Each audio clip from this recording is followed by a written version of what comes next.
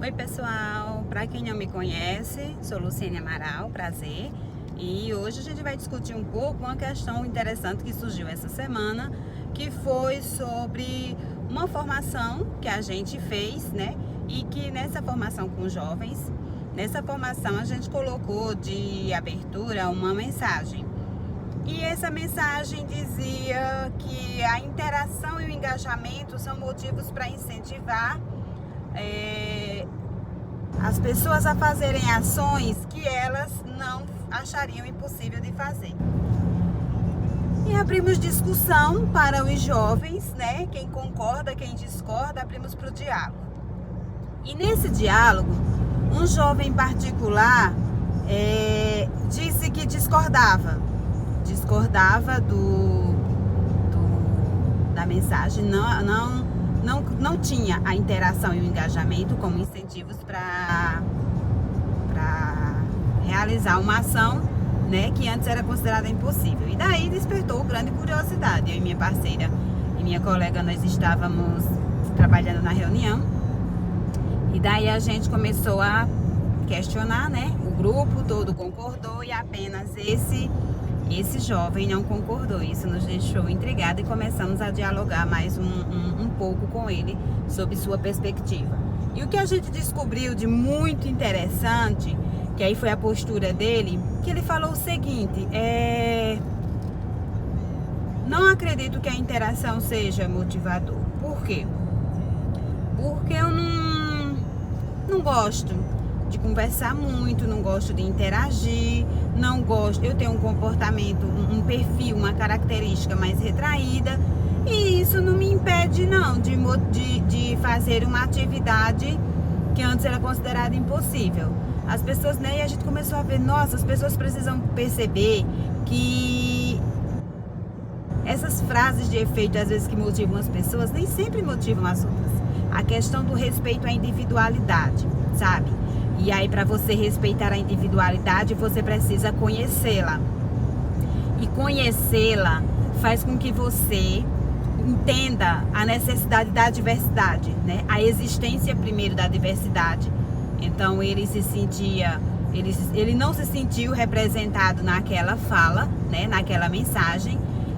Mas, mesmo assim, ele se sentia normal, igual a todo mundo, mas não precisava da interação para realizar tarefas que antes fossem consideradas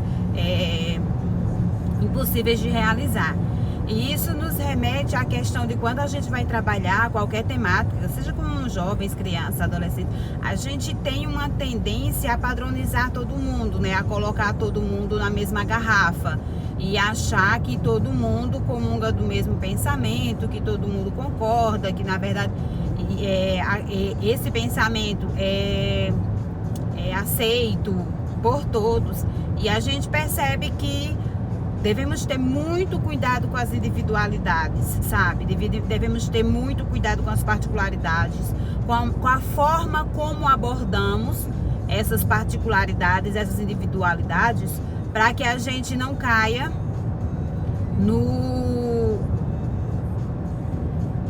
abismo, vou dizer assim, de acabar excluindo, né? Excluindo as pessoas, excluindo os sentimentos delas, os pensamentos delas, e elas não se sintam acolhidas e por isso saiam, ou então não façam, não realizem aquela atividade que ela queria realizar. Muitas vezes a gente faz uma dinâmica, uma ação, uma reflexão para atrair a pessoa ou motivar, e descobre que aquela abordagem, a forma como ela foi apresentada, acaba excluindo ao distanciar ainda mais a pessoa.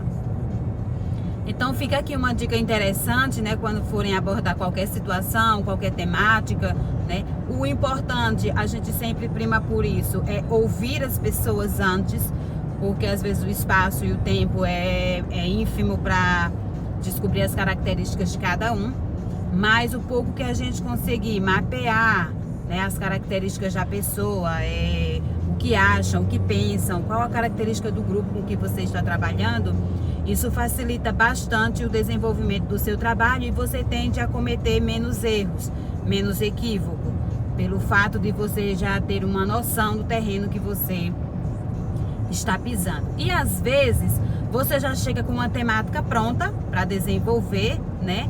E quando você escuta primeiro o grupo, aquele material que você planejou talvez não caiba mais naquela situação, porque o próprio grupo já te deu respaldo para você trabalhar de uma forma que atenda às necessidades do grupo, né? E um bom palestrante, um bom formador, eu sempre considero aquela pessoa que consegue ouvir o grupo, consegue ouvir os anseios e as necessidades do grupo e está aberta a replanejar, né? A não ficar presa apenas em slides, a não ficar presa apenas em seu conhecimento, achar que só o seu conhecimento é válido ou é o melhor daquela ocasião.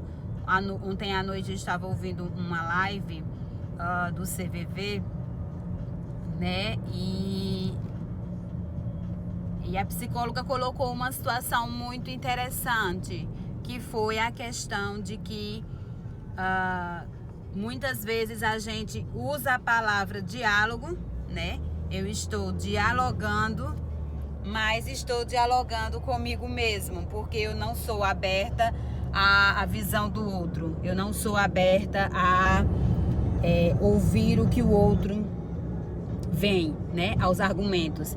E muitas vezes, por exemplo, eu saio da conversa, eu saio da situação porque eu não quero ouvir o antagonismo, eu não quero ouvir argumentos contrários à minha opinião, não sou uma pessoa preparada para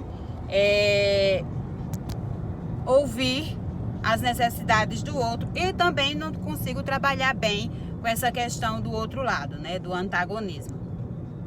Então fica a reflexão de hoje, fica essa dica aí para quem está preparando seu material para dar uma formação, para trabalhar, né, com palestras, em diferentes públicos, diferentes situações, de ouvir o grupo, ouvir a necessidade do grupo, estar aberto para o questionamento, para o antagonismo, para o conflito de ideias, que isso é crescimento, e não deixar que esse conflito de ideias te deixe angustiado, te desfavoreça, ou deixe você desconcertado numa situação. Crescimento pessoal não é fácil, a gente não consegue do dia para a noite, né? Precisamos de muitas ferramentas, precisamos de leitura também, de conhecimento, de como tudo isso poderá nos ajudar.